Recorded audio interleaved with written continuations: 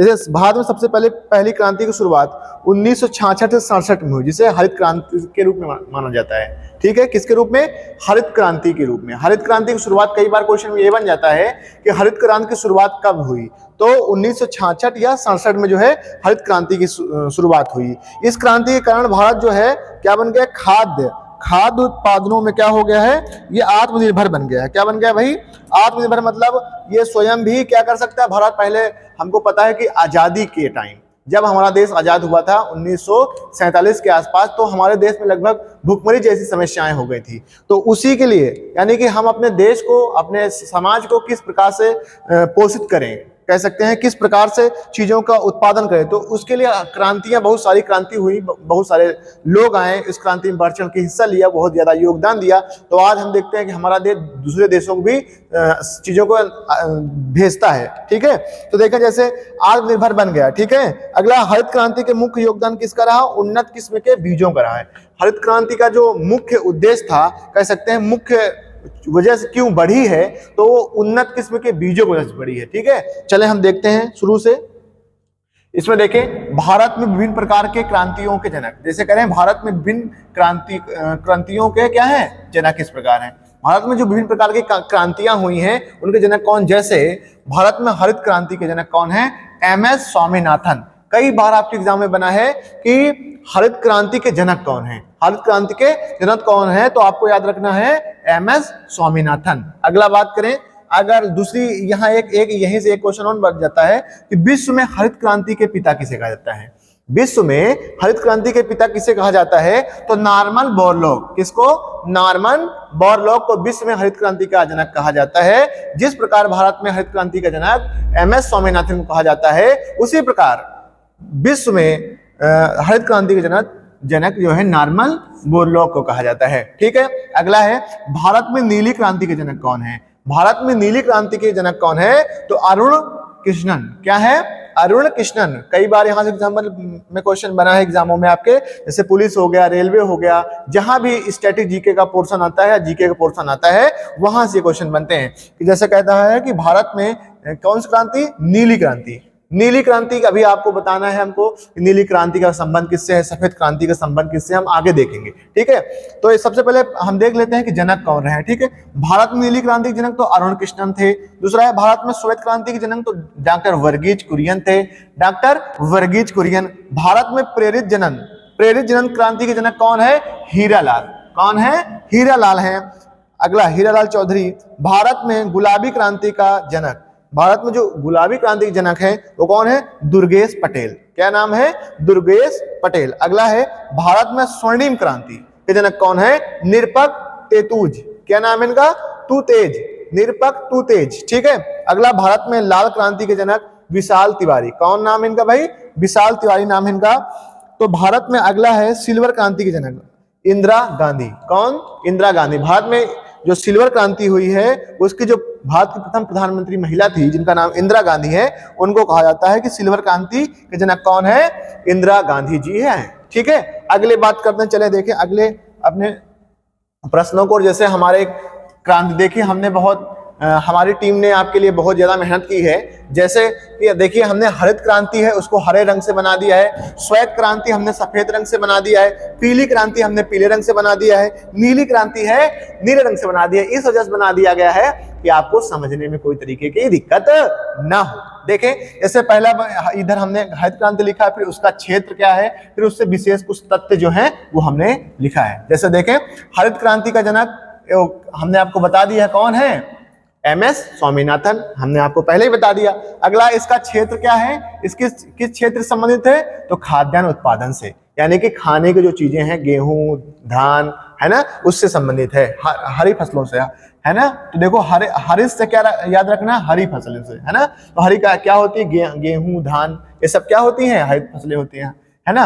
अगला, विशेष तथ्य की बात करते हैं इसमें, इससे कारण गेहूं और धान की पैदावार में अच्छी वृद्धि हुई थी। ये जो एक क्रांति हुई ना, तब इसमें आपके जो देश में धान और गेहूं में पैदावार में क्या हुई, खूब ज्यादा वृद्धि हुई, बहुत ज्यादा हम लोग अच्छे किस्मों के बीजों के माध्यम से अच्छी पैदावार किए। ठीक है, अगला है श्वेत क्रांति। श्वेत क्रांति आपको पता है श्वेत क्या होता है, दूध होता है। क्या होता है, दुग्ध होता है। तो श्वेत क्रांति का संबंध किससे है, तो श्वेत क्रांति का संबंध दूध से है। इसकी शुरुआत देखें 1964-65 में हुई, जिसे आगे ऑपरेशन फ्लड कहा गया। क्या कहा गया, ऑपरेशन फ्लड नाम दिया गया। क्या कहते हैं, कई बार यहां से शुरुआत में क्वेश्चन बने हैं कि श्वेत क्रांति की शुरुआत कब हुई है, तो 1964-65 में हुई है ना। अगला इसे आगे चल के क्या कहा गया है, ऑपरेशन फ्लड। क्या कहा गया है, ऑपरेशन फ्लड नाम दिया गया है। अगली बात करें पीली क्रांति। आपको पता है पीली क्या होती है, सरसों होती है ना। तिलहन क्या है, खाद्य तेलों और तिलहन फसलों के उत्पादन को बढ़ाने के लिए है। क्या है, खाद्य तेलों और तिलहन के फसलों के उत्पादन को बढ़ाने के लिए है ना।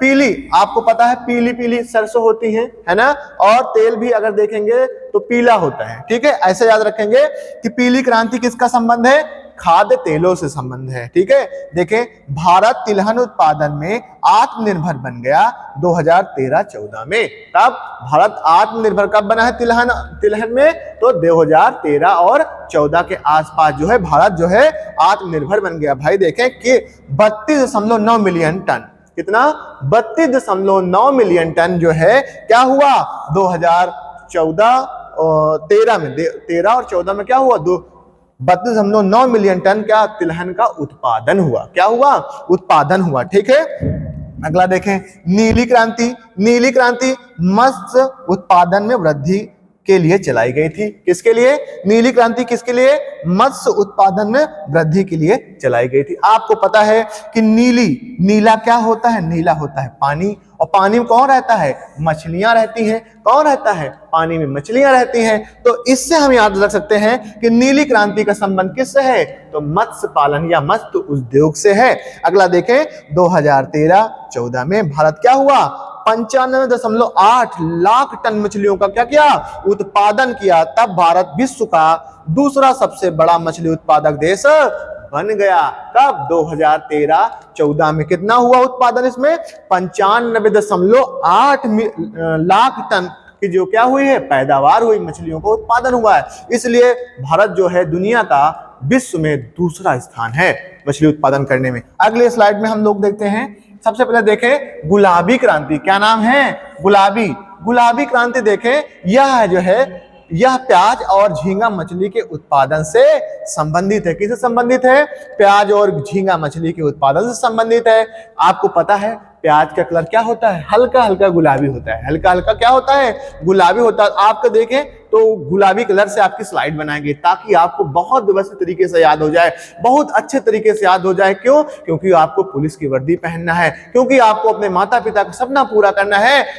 इसके लिए हम लोग आपके लिए बहुत बेहतर से बेहतर प्रयास कर रहे हैं। आप लोग भी इस वीडियो को लाइक करें, चैनल को सब्सक्राइब करें। आप बेहतर जानते हैं इसके बारे में, ज्यादा ज्यादा सपोर्ट करें। देखें अगले, देखिए भारत में विश्व का सबसे बड़ा झींगा मछली उत्पादक देश बन गया है। आपको पता है किसका, दुनिया का भैया, दुनिया का सबसे बड़ा उत्पादक देश है झींगा मछली का। कौन, भारत। अपना भारत क्या है, झींगा मछली में पहला स्थान प्राप्त कर चुका है। ठीक है, अगला देखें काली क्रांति। कौन सी क्रांति, काली क्रांति। इसका संबंध किससे है, पेट्रोलियम खनिज तेलों के उत्पादन को बढ़ाने के लिए एथेनॉल का उत्पादन भी बढ़ाया जाएगा। इसका संबंध कोयला उत्पादन से भी है।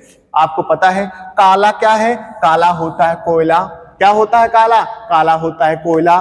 कोयला से आप याद रख सकते हैं पेट्रोलियम भी काला ही होता है। तो काली क्रांति का संबंध किससे है, काली क्रांति का संबंध क्या है, पेट्रोलियम से है और कोयला उत्पादन से है, कोयला को निकालने से है। ठीक है, देखें अगला अगर इंपॉर्टेंट पॉइंट में बात करें तो पेट्रोल में एथेनॉल को 10% मिलाकर बायोडीजल बनाने का लक्ष्य रखा गया है। क्या है, पेट्रोल में वैसे तो अभी 20% मिलाया जा रहा है। कितने परसेंट मिलाया जा रहा है, 20% मिलाया जा रहा है। लेकिन जब शुरुआत हुई थी तो कितने, 10% इसको पेट्रोल में एथेनॉल को 10% मिलाकर बायोडीजल बनाने का लक्ष्य रखा गया था। ठीक है, अगला देखें धूसर क्रांति। कौन सी क्रांति, धूसर उर्वरक। देखें उर्वरक उत्पादन में वृद्धि का लक्ष्य। अब देखो धूसर, हमारे गांव में कहते हैं धूसर मतलब ऊसर। ऊसर जहां होता, जहां पर कुछ ना हो, जहां पर मिट्टी जो हो बंजर हो, क्या हो, मिट्टी बंजर हो, उस क्षेत्र को कहा जाता है ऊसर। और ऊसर क्या किसके संबंध है, यानी कि मिट्टी में उर्वरक क्षमता को बढ़ाने के लिए, उर्वरक उत्पादन को बढ़ाने के लिए, समझ रहे हैं, यानी जो मिट्टी है उसकी उर्वरक क्षमता को वृद्धि करने के लिए इसका प्रयोग किया गया धूसर क्रांति का। इस क्रांति के कारण देश में 25.5 मिलियन टन उर्वरक की खपत हो रही है। क्या हो रही है, इस क्रांति के कारण देश में 25.5 मिलियन टन उर्वरक की खपत हो रही है। यानी कह सकते हैं उर्वरक, आपको पता है ना, जैसे खाद हो गया है ना, जैसे हम कहते हैं गोबर हो गया, गोबर की हम लोग पास बनाते हैं, तो उसके लिए किया गया। ठीक है, अगला है रजत क्रांति। कौन है, रजत क्रांति, जिसे सिल्वर क्रांति भी आप कहते हैं। देखें इसका संबंध किससे है, इसका संबंध भारत में अंडा उत्पादन और मुर्गियों की उत्पादनता को बढ़ाने के लिए है। क्या है, मुर्गियों के उत्पादन के लिए और अंडा के उत्पादन के लिए क्या है, रजत क्रांति है। क्या है, रजत क्रांति। आप देखें इसकी विशेष बातें क्या है, जैसे विशेष बात हम देखें, भारत की मुर्गी एक वर्ष में 65 अंडे देती है। कितने अंडे देती है, भारत की जो मुर्गियां हैं वो एक वर्ष में 65 अंडा देती हैं, जबकि अमेरिका में 295 अंडे। वही मुर्गी जब भारत में तो 65 और अमेरिका में 295 अंडे देती है। आपको पता होगा अंडों की टोकरी किस राज्य को कहा जाता है, अंडों की टोकरी भारत के आंध्र प्रदेश को कहा जाता है, जहां सबसे ज्यादा अंडा उत्पादन किया जाता है। बात क्लियर है, बात क्लियर है। आप लोग इसकी स्क्रीन जरूर लेते रहिएगा। ठीक है, चलें आगे।